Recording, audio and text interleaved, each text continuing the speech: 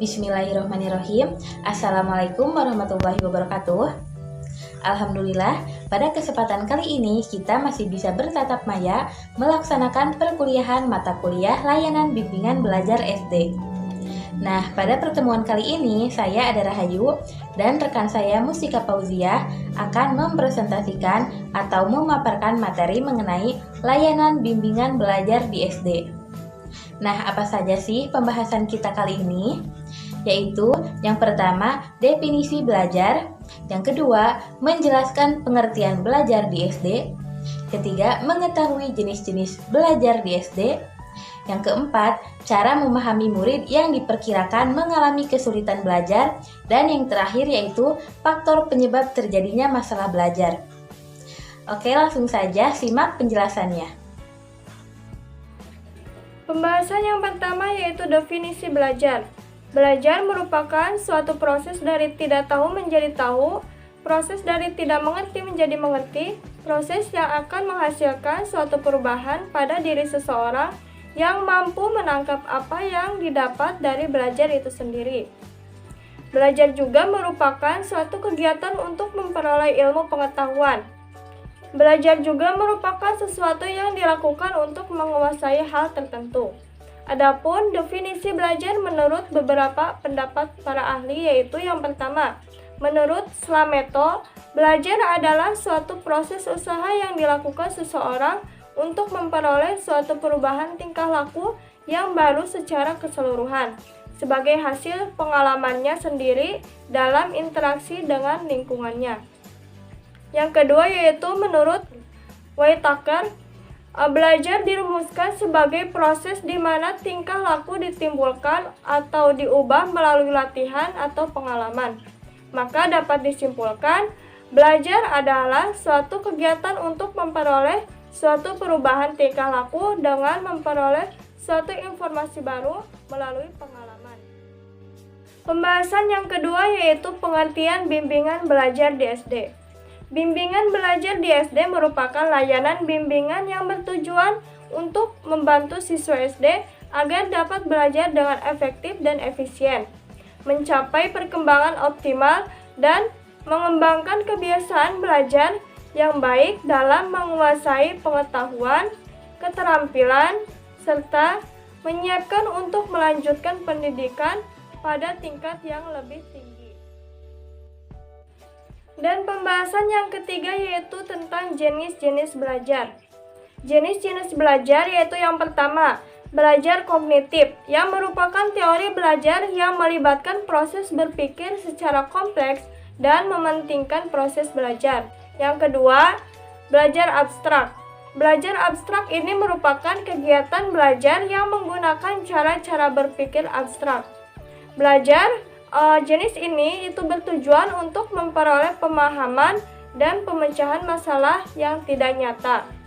Contohnya belajar matematika. Yang ketiga, belajar keterampilan. Belajar keterampilan ini merupakan kegiatan belajar yang menggunakan gerakan-gerakan motorik yang berhubungan dengan syaraf dan otot-otot. Contohnya seperti belajar olahraga, belajar musik, belajar menari, melukis, dan memperbaiki benda-benda elektronik. Yang keempat yaitu belajar sosial. Belajar sosial ini merupakan kegiatan belajar yang memahami masalah-masalah dan teknik-teknik untuk memecahkan masalah. Tujuan dari jenis belajar ini yaitu untuk menguasai pemahaman dan kecakapan dalam memecahkan masalah sosial. Contohnya seperti masalah keluarga, masalah kelompok, masalah persahabatan, dan lain-lain. Yang kelima yaitu belajar memecahkan masalah. Belajar memecahkan masalah ini merupakan kegiatan belajar yang menggunakan metode-metode ilmiah atau berpikir secara sistematis, logis, teratur, dan teliti. Contohnya ketika seorang guru mengajar matematika dan IPA, sangat dianjurkan untuk menggunakan model dan strategi mengajar yang berorientasi pada cara pemecah masalah. Yang keenam, belajar rasional. Belajar rasional ini yaitu belajar dengan menggunakan kemampuan berpikir secara logis dan rasional. Yang ketujuh, belajar kebiasaan, yaitu proses untuk membentuk kebiasaan-kebiasaan yang baru atau perbaikan kebiasaan-kebiasaan yang telah ada. Yang kedelapan, belajar apresiasi. Belajar apresiasi ini merupakan belajar untuk mempertimbangkan arti penting atau nilai suatu objek.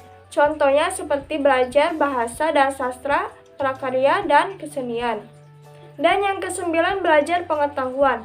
Belajar pengetahuan ini merupakan belajar yang dilakukan dengan cara penyelidikan terhadap objek pengetahuan tertentu. Misalnya, belajar dengan menggunakan alat-alat laboratorium dan penelitian lapangan. Baik, pembahasan selanjutnya yaitu bagaimana cara seorang guru memahami siswa yang mengalami kesulitan belajar.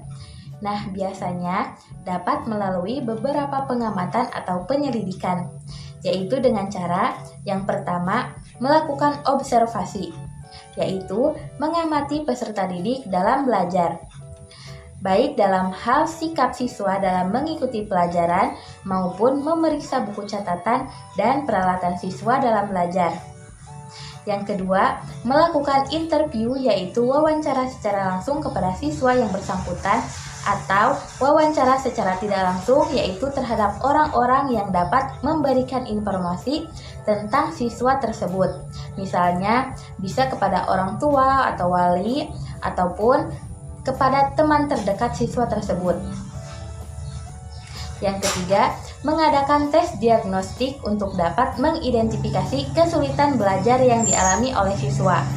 Yang keempat, dokumentasi, yaitu melihat arsip, catatan, atau dokumentasi yang berkaitan dengan siswa yang sedang diselidiki dengan melihat riwayat hidupnya, keaktifan dalam belajar, catatan hariannya, absensi, hasil ulangan, maupun nilai yang diperoleh di dalam rapornya.